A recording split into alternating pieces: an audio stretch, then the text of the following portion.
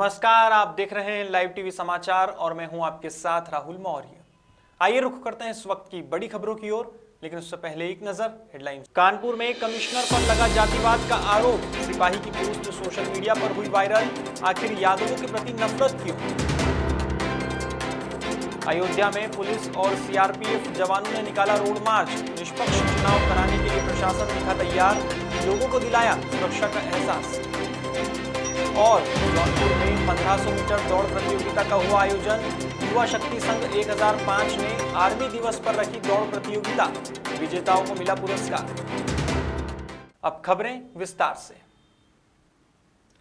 सपा के राष्ट्रीय अध्यक्ष और उत्तर प्रदेश के पूर्व सीएम अखिलेश यादव की धर्मपत्नी और कन्नौज सांसद डिंपल यादव का 43वां जन्मदिन शुक्रवार को धूमधाम से मनाया गया। डिंपल के जन्मदिन पर सपाइयों ने केक काटा और मिठाई बांटकर सभी को बधाई दी। महिला सभा नगर अध्यक्ष सरोज यादव के नेतृत्व में डिंपल यादव का जन्मदिन गुप्तार घाट अयोध्या में मनाया गया। निषादों के बीच केक काटकर जन्मदिन मनाया गया, जिसमें जगदीश यादव, भगवान दीन निषाद, मनोज, कृपाशंकर और तमाम कार्यकर्ता सहित सपा नेता मौजूद रहे। इस दौरान सरोज यादव ने कहा कि डिंपल यादव प्रदेश की महिलाओं के लिए एक प्रेरणा स्रोत है। वे राजनीति में बिना शोर शराबा किए महिलाओं के मुद्दों को उठा रही है। उन्होंने कहा कि डिंपल की प्रेरणा से ही वुमेन पावर लाइन 1090 स्थापित हुई है। महिलाओं के बीच डिंपल की लोकप्रियता की मिसाल कायम हुई है। इस दौरान उपस्थित लोगों ने अखिलेश यादव को उत्तर प्रदेश का मुख्यमंत्री बनाने का संकल्प लिया। अयोध्या से वीके यादव की रिपोर्ट। महोबा में मकर संक्रांति के अवसर पर सुगीरा गांव में बीजेपी कार्यकर्ताओं ने खिचड़ी बांटी और बीजेपी का प्रचार किया। जयप्रकाश गुप्ता, बबलू सोनी जो बूथ प्रभारी हैं, उन्होंने मकर संक्रांति के मौके पर मंदिर में प्रसाद चढ़ाकर खिचड़ी बांटी है। साथ ही घर घर जाकर भी लोगों को बीजेपी सरकार की उपलब्धियां गिनाई और बीजेपी के लिए वोट मांगे हैं। गौरतलब है, रैलियां बंद होने के चलते बीजेपी कार्यकर्ता लोगों के घर पहुंच रहे हैं और प्रचार कर रहे हैं। Bureau report. नाम है आपका, किस उपलक्ष्य में आप ये खिचड़ी बांट रहे हैं? मेरा नाम जयप्रकाश गुप्ता, बूथ प्रमुख। आज मकर संक्रांति के शुभ अवसर पर धनुषधारी मंदिर में खिचड़ी का प्रसाद बनवाया, उसको घर घर जाके वितरण कर रहे हैं। और योगी मोदी की सलामती के लिए जो है हम घर घर जाके जो है उनका प्रचार प्रसार करके और आपका सबको बता रहे हैं उनकी योजना क्या क्या उनको लाभ मिला है और क्या क्या उन्हें योजनाएं निकाली हैं, कितना किसको लाभ मिला है, किसको जो है। और आप बीजेपी को संपर्क करें और बीजेपी को जो है वोट दें। क्या नाम है आपका दादा? और अरविंद कुमार तिवारी। आप खिचड़ी पाकर आपका क्या विचार है आपके? फिर से यहाँ भगवान मोदी और योगी की सरकार, इस सरकार में गुंडाई नहीं रही, जातवाद नहीं रहा, सबका विकास हुआ, तो हम संतुष्ट हैं इस सरकार। आगे भी चाहते हैं कि पुनः योगी सरकार और भाजपा की सरकार आए। महोबा जनपद के डीएम मनोज कुमार ने सीएमओ डॉक्टर सुधाकर पांडे के साथ निरीक्षण किया है। डीएम और सीएमओ ने प्राथमिक विद्यालय नेकाना और वारसी टेंट हाउस के साथ चंद्रिका गैस एजेंसी के पास कोविड वैक्सीनेशन कैंप का औचक निरीक्षण किया। इस दौरान डीएम ने टीकाकरण टीम के सदस्यों को सख्त निर्देश दिए। उन्होंने टीकाकरण में किसी भी तरह की लापरवाही नहीं बरतने को कहा है।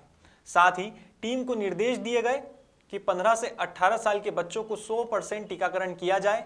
इस मौके पर उन्होंने सभी लोगों से अपील की है कि कोरोना महामारी से बचाव के लिए टीकाकरण बेहद जरूरी है, इसलिए टीका जरूर लगवाएं। सभी लोग मास्क लगाएं और 2 गज की शारीरिक दूरी बनाए रखें। इस दौरान उन्होंने बूस्टर डोज की जानकारी देते हुए कहा कि 60 साल से ऊपर के गंभीर बीमारियों से ग्रसित लोगों को बूस्टर डोज लग रही है। यह डोज सेकेंड डोज लेने के बाद 39 सप्ताह बाद लिया जा सकता है। उन्होंने बताया कि जिन लोगों का दूसरा डोज पेंडिंग है, वे लोग जल्द से जल्द टीका लगवाएं। Bureau report. देश में चुनावी माहौल गरमाने लगा है। देश के सबसे बड़े राज्य में चुनाव होने जा रहे हैं, वो राज्य जहां से तय होती है केंद्र की राजनीति।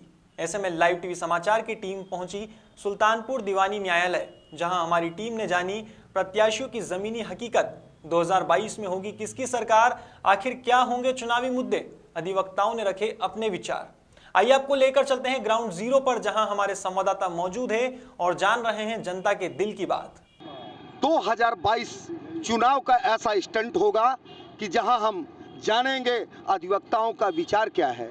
चुनावी स्टंट में 2022 में बनेगी किसकी सरकार, इसको जानने के लिए लाइव टीवी समाचार की टीम जब दीवानी न्यायालय गेट पर पहुंचती है तो वहां कई अधिवक्ताओं से मुलाकात होती है। उन अधिवक्ताओं से जब 2022 के चुनावी व्यवस्था को जानने का प्रयास किया जाता है तो अधिवक्ता अपने विचार को 2022 के चुनाव को कैसे बताते नजर आते हैं। आइए देखते हैं अधिवक्ता दीवानी न्यायालय सुल्तानपुर के अधिवक्ताओं से विचार प्राप्त करते लाइव टीवी समाचार की टीम। देखिए, आपका क्या नाम है भाई साहब? मेरा नाम मोहम्मद अनवर एडवोकेट है। मैं यहाँ दीवानी में प्रैक्टिस करता हूँ। ये मैं आपसे जानना चाहता हूँ कि हमारी टीम यह जानने के लिए निकली है कि 2022 में किसकी सरकार बनेगी और अगर सरकार बनती है तो क्यों। जैसे आप कहते हैं कि माननीय योगी आदित्यनाथ जी की सरकार बनती है, भारतीय जनता पार्टी की सरकार बनती है या समाजवादी पार्टी की सरकार बनती है, तो क्यों, ऐसा क्यों, उसका कारण बताते हुए आप बताइएगा। तो 2022 में क्या रुझान है, अधिवक्ताओं का रुझान आप बताइएगा। देखिए, उत्तर प्रदेश का इतिहास है, उत्तर प्रदेश की जो जनता है वो 5 साल हर पार्टी को मौका देती है। 5 साल उत्तर प्रदेश की जनता ने योगी आदित्यनाथ की सरकार को मौका दिया कि ये 5 साल जो है उत्तर प्रदेश की जनता के हित में काम करेंगे, लेकिन 5 साल तक इन्होंने उत्तर प्रदेश की जनता के लिए कोई काम नहीं किया है। तो उत्तर प्रदेश की जनता इस बार पूरा मन बना चुकी है कि योगी आदित्यनाथ की सरकार को जो है बदल दिया जाए। इन्होंने और इनके मंत्रियों ने सिर्फ अपना विकास किया है, अपनी पार्टी का विकास किया है, जनता का कोई विकास नहीं किया है। इन्होंने राम के नाम पर जो है चंदा लिया है तो अपने कार्यालय बनाए हैं।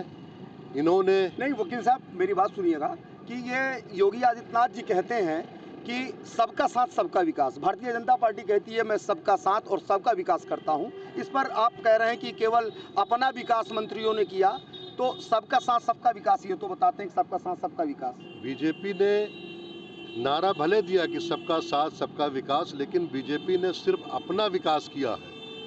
नोटबंदी के दौरान जब लोग जो है भूख से तड़प रहे थे, जब लोग जो है रोजगार के लिए जो है परेशान थे, तो इन्होंने रोजगार नहीं दिया है नौजवानों को। इन्होंने सिर्फ अपने कार्यालय बताते हैं कि ये तो मैंने काला धन वापस लाया है। रिजर्व बैंक में जो भी रुपए जमा हुए हैं नोटबंदी के दौरान, जितने रुपए रिजर्व बैंक ने जारी किए थे उतने ही रुपए जो है जमा हुए हैं। एक भी रुपया जो है काला धन नहीं था। अगर काला धन होता तो वो जमा ही नहीं होता। तो आप किसकी सरकार बना रहे हैं वर्तमान में? देखिए, ये जनता जो है 2022 का जब इलेक्शन होगा 10 मार्च के बाद वो क्लियर हो जाएगा कि किसकी सरकार बनेगी। फिलहाल बीजेपी की सरकार नहीं बनेगी। बीजेपी से लोग जो है पूरी तरह से ऊब चुके हैं। बीजेपी के राज में जो है तेल जो है, जो कभी 50 रुपये, 60 रुपये, 70 रुपये किलो बिकता था, आज 200 रुपये के पार है। पेट्रोल जो है 100 के पार है। जी, आपका क्या नाम है भाई साहब? Advocate Parshuram Mishra, civil court Sultanpur. अब की बार आप किसकी सरकार बना रहे हैं? देखिए, भारतीय जनता पार्टी सर्वजन सुखाय, सर्वजन हिताय और सबको विश्वास में लेकर चलने वाली पार्टी है। ठीक है ना। हमने जो गाँव में गरीबों का आवास बना है, जो राशन कार्ड फ्री दिया जा रहा है, उसमें ना हम जाति देख रहे हैं ना धर्म देख रहे हैं। 300+ हमारी सीट आएगी। इसमें योगी अभी सुल्तानपुर में मैं एक चुनावी स्टंट का सर्वे कर रहा था, उसमें लोग बता रहे थे कि जो उन्होंने शौचालय गांव में बनवाए हैं, ये शौचालयों में कंडियां और जो है ऊपर रखी जा रही हैं। ये किसी का व्यक्तिगत स्वभाव हो सकता है। शौचालय शौच जाने के लिए है। अब आप उसमें रसोई घर बना लें, आप उसमें पूजा घर बना लें, ये आपका व्यक्तिगत नेचर है। बाकी शौचालय महंगाई मुद्दा भी आपके एक अधिवक्ता भाई कह रहे थे कि इनका महंगाई का एक ऐसा मुद्दा होगा जिससे इनकी सरकार नहीं बन पाएगी। बेरोजगारी का मुद्दा होगा कि सरकार ना कहीं महंगाई है। जो पढ़ रहा है वो नौकरी पा रहा है। केवल लोग जो अटैची लेकर के जाते थे, जो पैसा लेकर के विकास भवन के पास टहलते थे, वो सरकारें नहीं है। जो बच्चे पढ़ रहे हैं, जो मेहनत कर रहे हैं, वो कम्पटीशन बीट कर रहे हैं। अरे अभी ये टीटी का पेपर लीक आउट हो गया। जहाँ कोई घपला हो रहा है तुरंत पकड़ा जा रहा है। नहीं कि घपला भी हो जाए। अभी एग्जाम बच्चे सेंटर में पहुंचने हैं, वहाँ कैंसिल हो गया। पहले घपला हो जाता था, 5 साल के बाद 10 साल हो जाता था, लोग जान नहीं पाते थे। अगर आप चोरी करते तुरंत रडार पर आ गए हो, भाग नहीं पाओगे। अब चोरियां सरकार ने तुरंत, क्या बार की कुछ बिल्डिंगों को बनाया है? अरे बिल्डिंगें तो बन रही, अभी देखिए जो है पूर्व विधायक नहीं, ने ये विधायक जी का व्यक्तिगत निधि है, सरकार की कोई योजना निधि नहीं तो है। सरकार की होती है, विधायक अपने खाते से थोड़ा लाता है कहीं। मतलब अब की बार सरकार आप किसकी बना रहे हैं? 300 प्लस योगी आदित्यनाथ। ये योगी आदित्यनाथ जी की सरकार बनाते हैं। आइए हम देखते हैं वकील साहब, जी। अब की बार आप किसकी सरकार बनाएंगे? हम तो योगी जी की बनाएंगे, क्यों? इसलिए कि जितना भी आप देख रहे हैं चुनावी स्टैंड में, ये किसी के पास कोई दम नहीं है। अभी आप देखिए सापम कितने लोग नहीं, भारतीय जनता पार्टी की आप बना रहे हैं सरकार, इसका कारण खुद एक बताइए। जी, मैं एक जनरल जैसे जनता वैसे मैं योगी आदित्यनाथ जी, आप जब से देखें कोई भी लूटपाट डकैती बंद है, प्रशासन इनसे अच्छा किसी का नहीं है। ये आप मान रहे हैं नहीं मान रहे हैं? जी जी। नंबर 1। नंबर 2, योगी प्रशासन की बात आप करेंगे तो आप देखिए लखनऊ में कई हत्याएं पुलिस विभाग के द्वारा करा दी गई। एक व्यापारी की हत्या गोरखपुर में उन्हीं के जनपद में करा दी जाती है। देखिए देखिए भाई साहब, नहीं, हत्या जो है, एक मिनट, हत्या जो है, ये हत्या मारपीट तो किसी सरकार में नहीं रुक सकती। ये तो हमारी आपकी जिम्मेदारी, हम आप कैसे हैं। हत्या होना तो एक दूसरे से कनेक्टेड लोग हैं, हमारी दुश्मनी है, हम आपसे वसूली करना चाहते हैं इसलिए। वहाँ व्यापारी का कोई किसी से दुश्मनी नहीं। एक बात, हम पुलिस वालों ने उनकी हत्या कर दी। तो हत्या के जेल गए हैं, सब बंद है। जो गलत काम करे वो जेल जाएगा, पुलिस वाले बंद हैं। अगर उसमें जो एसओ थे, एसओ हत्या में शामिल, तो जेल में बंद है। अच्छा, अभी कल एक जो है लोगों से वर्जन लिया जा रहा था, मुलायम सिंह यादव के बारे में लोग कह रहे थे कि ये इनके सरकार में बम ब्लास्ट, बहुत सारे न्यायालयों में बम ब्लास्ट हुए हैं, लेकिन वही कुछ अधिवक्ताओं ने कहा कि बम ब्लास्ट तो हुआ लेकिन बार की बिल्डिंग माननीय मुलायम सिंह यादव जी ने बनवाया। तो ये बम ब्लास्ट जो है, अच्छा, लोगों ने यह भी कहा कि जो आतंकवादी हैं उनके मुकदमे को अखिलेश यादव जी ने हटा दिया। ये तो सही है, आप भी जानते हैं, हम भी जानते हैं, पूरा संसार जानता है कि वो वापस हुए मुकदमे। रही ब्लास्ट के बाद तो जितने लोग थे सब लोग सजा खाए उसमें। सजा खाए, बिल्कुल खाए, ऐसा नहीं है। यादव जी ने मुकदमों को नहीं हटाया है। नहीं, जो हटाए हैं, जो फंसे तो वो सजा गए, जो हट गए। आपसे बात करेंगे, आपकी बात जो वापस हो गए, भारतीय जनता पार्टी की बात करें। नहीं, ऐसा नहीं। देखिए, ऐसा है कि किसी की बात आप ना करें। आप ये देखें, आप जैसे अभी आपने कहा, भाई साहब लोग कह रहे थे कि नोटबंदी हो गई। ये जो जनधन योजना खाते में 60,000 करोड़ रुपया जमा है, ये किसका जमा है? जिसके पास काला पैसा तो उसी का तो जमा है। अगर जीरो बैलेंस पे खुला था तो 2.5 लाख रुपए कैसे आ गए एक बैग सबके पास? यही तो है काला पैसा जो रखा है, और 4 साल तक बैंड लगा हुआ। मतलब ये है कि भारतीय जनता पार्टी की सरकार आप बना रहे हैं। भारतीय जनता पार्टी एक ऐसी सरकार है जिस सरकार से सबका विकास। मैं बता रहा हूँ, आप भी बना रहे हैं, हम भी बना रहे हैं। मैं तो जो 17 को सब बनाएंगे। आप भाई साहब, क्या नाम है आपका? ध्रुवराज सिंह। आप किसकी सरकार बना रहे हैं? जो परिवारवाद से दूर रहे। परिवारवाद जैसे कौन सी ऐसी सरकार है, कौन सी ऐसी पार्टी है जो परिवारवाद से दूर? राजनेता और प्रशासनिक अधिकारी की निगाह दूर तक होनी चाहिए और ऊंची होनी चाहिए। जैसे आप एक प्रबुद्ध समाज के हैं, बुद्धिजीवी समाज के हैं, ये कौन ऐसा है कि जिसमें परिवारवाद नहीं है? हमें लगता है भाजपा में सबसे कम है परिवारवाद। जैसे अभी आप देखिए कि राजनाथ सिंह के पुत्र जी को टिकट दिया गया, उनको बनाया गया, कलराज मिश्रा जी के पुत्र को दिया गया, उनको बनाया गया। तो यहाँ भी तो परिवारवाद कहीं न कहीं है ना? बिल्कुल सही कह रहे हैं, लेकिन वहाँ टिकट कटा भी है, आप इसको भी ध्यान दीजिए। टिकट अगर कटा तो ये तो वास्तव में देखा जा सकता है कि समाजवादी पार्टी में परिवारवाद का आरोप लगना भी कहीं न कहीं गलत नहीं है, कि लेकिन भारतीय जनता पार्टी को भी उससे दूर किया जाना, लेकिन सबसे कम है, सबसे कम परिवारवाद है। सबसे कम परिवारवाद नहीं कहा जा सकता उसको। जी जो नहीं, बहुमत की बात नहीं है, उसको परिवारवाद हाँ, देखिए बाबा जी, हाँ बाबू जी, क्या नाम है आपका? बाबू मेरा नाम है ज्ञानेंद्र प्रसाद श्रीवास्तव, एडवोकेट दीवानी जी। यहाँ बहुमत की बात है जी। हिंदुस्तान डेमोक्रेसी जी अंधों की सरकार है जी। और अंधे ही चुनते हैं जी। तो डेमोक्रेसी में बहुमत पाने के लिए साम दाम दंड भेद, चाहे सपा हो, चाहे बसपा हो, चाहे कांग्रेस हो, चाहे जो हो, सभी अपनाना पड़ेगा, तब जो है 2 से 11 मिलेगी। मतलब आप सरकार किसकी बना रहे हैं? सरकार मैं किसी की नहीं बना रहा हूँ, सरकार जनता बनाएगी, 10 मार्च को पता लगेगा। समर्थन किसका कर? समर्थन आप मेरी बात पे नहीं समझ पाए। समर्थन मैं क्या कर रहा हूँ? इतने बड़े पत्रकार हैं आप बोलिए, खुद मैं चाहता हूँ कि आप कहिए। देखिए, मंदिर जो बनाया है, हाँ, उसी को लेके आएंगे। मतलब ये अधिवक्ताओं में बहुत सारे ऐसे अधिवक्ता भी कह रहे हैं कि मंदिर बनाना एक बड़ा मुद्दा है मंदिर बनाना एक बड़ा मुद्दा है। ये देखिए वकील साहब क्या कह रहे हैं जी। वकील साहब, समाजवादी पार्टी जगह बना रही है। ये क्यों समाजवादी पार्टी सरकार बनाएगी? बीजेपी ने कोई कार्य नहीं किया है। जैसे कुछ कार्य बता दीजिए। कोई भी कार्य नहीं किया, उन्होंने रोड बनवाए हैं, रोड बनाया कुछ नहीं किया है। आपके भाई साहब कह रहे थे कि उन्होंने सारे समाज का विकास किया, मंदिर बनाया है, मंदिर बनाया है, मंदिर बनने घर को वापस लाए हैं। मंदिर बनने से रोजगारी नहीं बढ़ी है, बेरोजगारी हो गई है। तेल के दाम बढ़ा दिए, पेट्रोल के दाम बढ़ा दिए। यही बाबा रामदेव कह रहे थे कि मैं तेल दूंगा, 15 रुपए लीटर तेल दूं। कहाँ गए वो बाबा रामदेव? क्यों नहीं तेल दे रहे हैं? 15 रुपए लीटर सबसे बड़ा मुद्दा महंगाई है, तेल 2 रुपए लीटर बिक रहा है। समाजवादी पार्टी सरकार में कहा जा रहा है कि इनमें परिवारवाद है, परिवारवाद के ही कारण। परिवारवाद मोदी में नहीं है, योगी में नहीं है, क्यों नहीं है? कोई परिवारवाद नहीं है, कोई परिवार नहीं। आप भाई साहब आइए, आगे आइए। क्या नाम है आपका? क्या करते हैं आप? अच्छा, आप किसकी सरकार बना रहे हैं आप? अब सरकार तो समाजवादी बनेगी। क्यों? योगी की सरकार बनेगी और योगी की सरकार।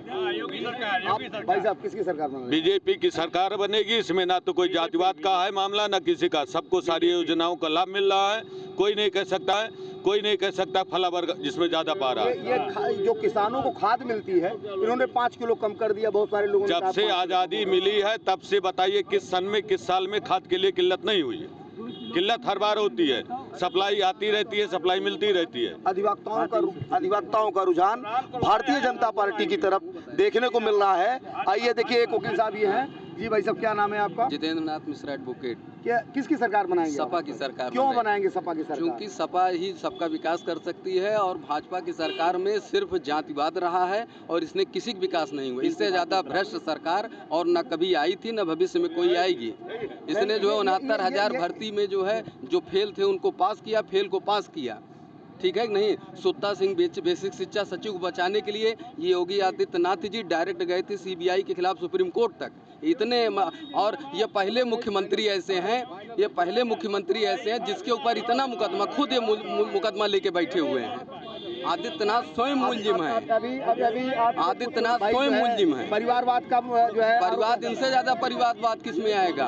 अमित शाह का लड़का जो है बीसीसीआई का सचिव बना दिया गया, क्रिकेट कंट्रोल बोर्ड का। उसको जो है ABCD नहीं आती क्रिकेट की।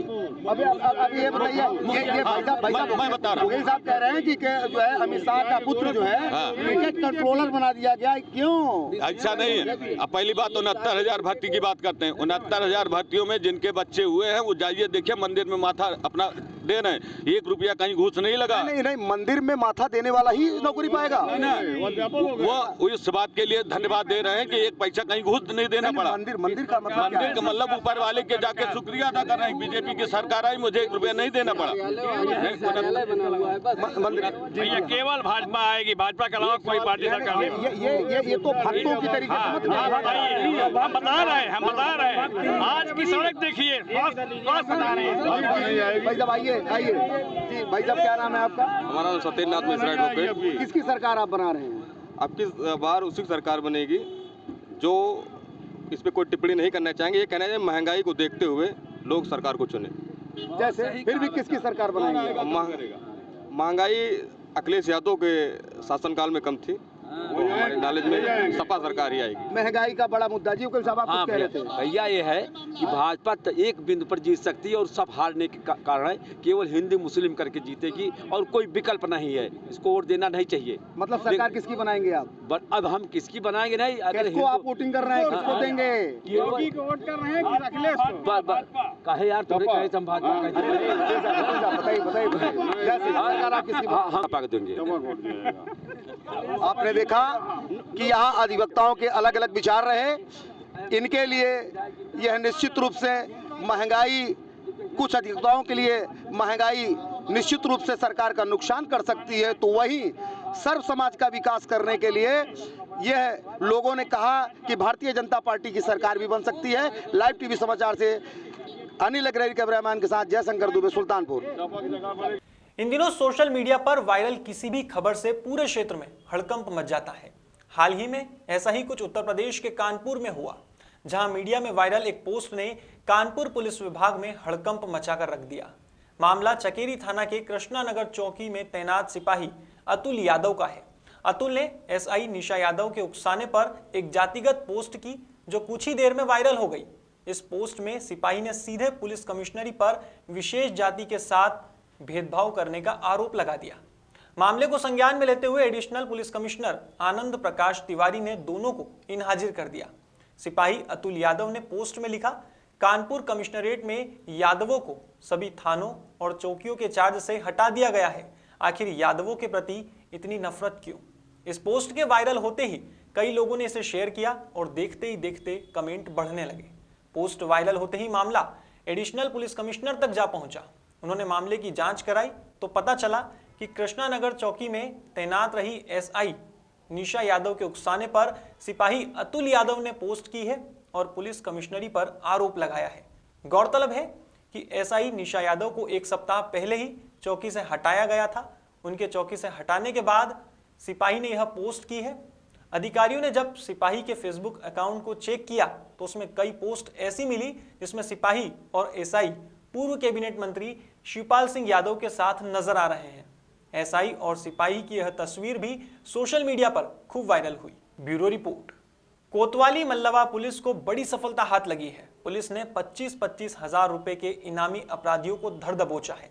गौरतलब है कि पुलिस अधीक्षक राजेश द्विवेदी के निर्देशन में और अपर पुलिस अधीक्षक पूर्वी और क्षेत्राधिकारी बिलग्राम के पर्यवेक्षण में चलाए जा रहे अभियान अपराध नियंत्रण के दौरान 2 इनामी अपराधियों को पुलिस ने मुखबिर की सूचना पर धर दबोचा है।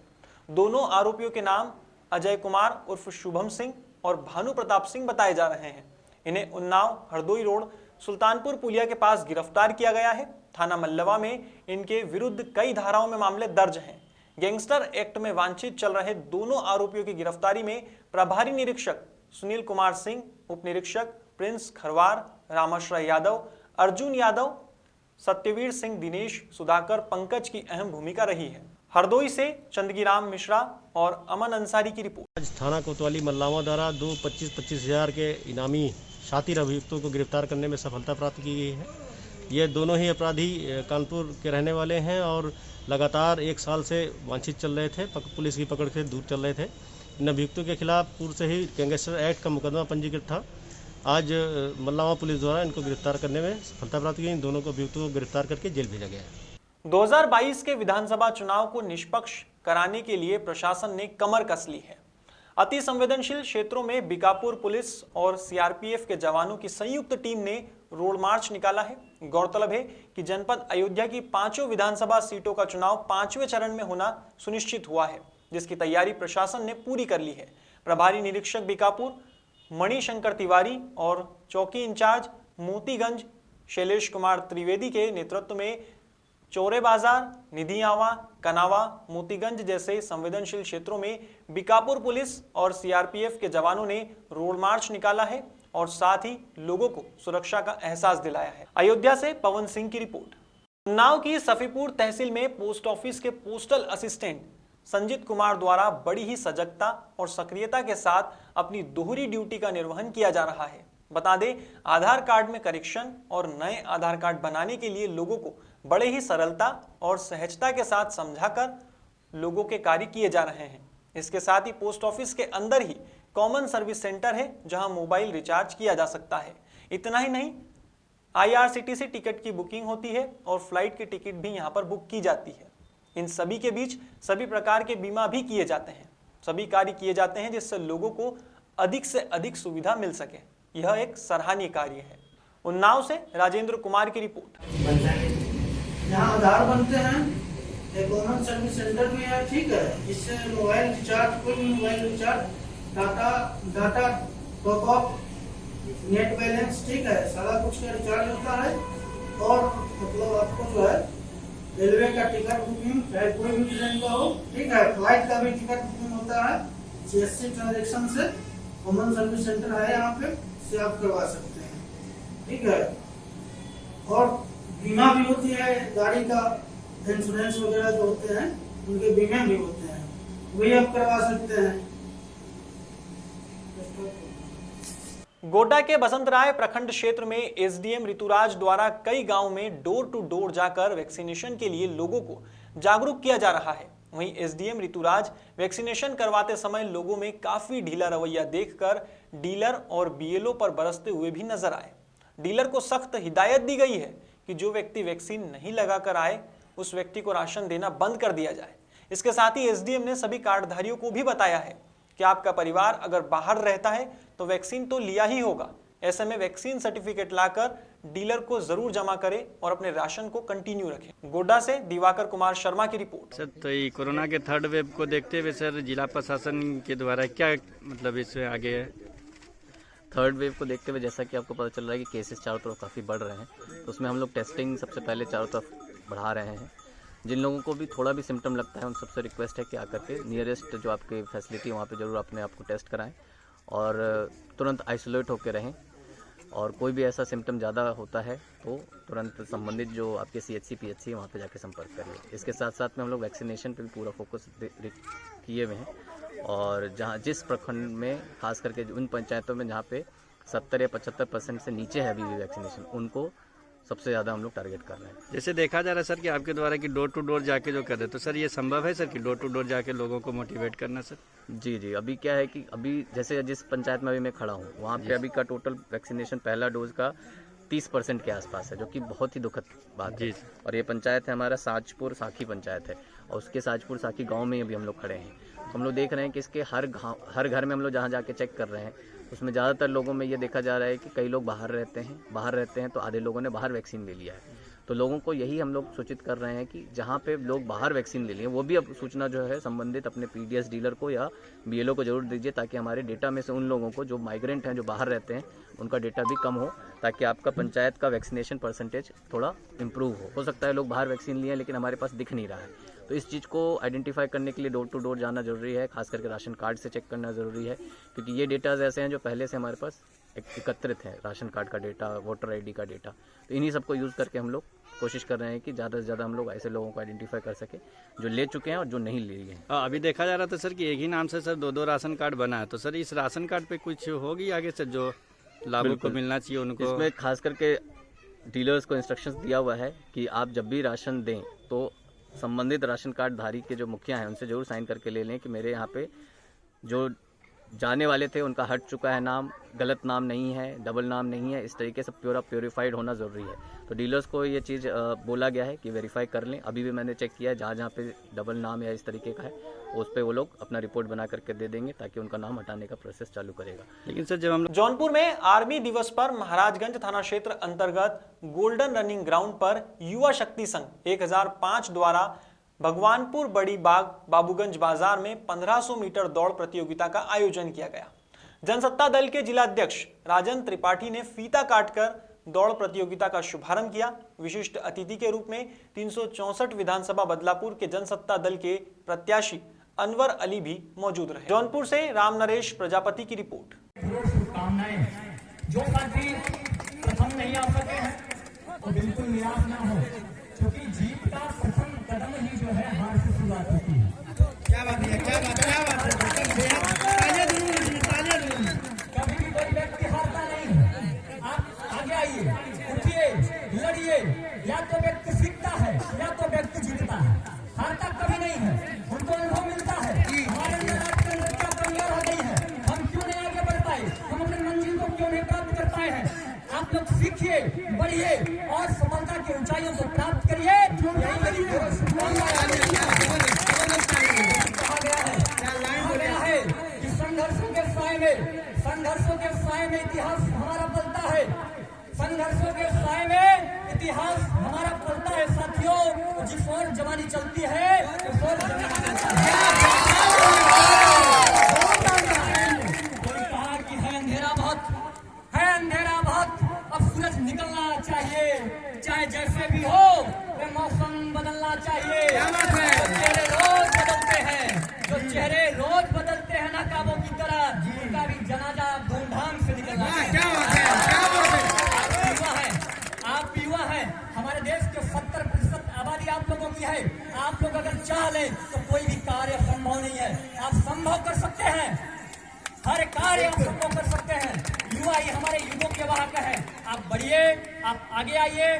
फिलहाल खबरों में बस इतना ही। देश और दुनिया की तमाम खबरों के लिए देखते रहिए लाइव टीवी समाचार। नमस्कार।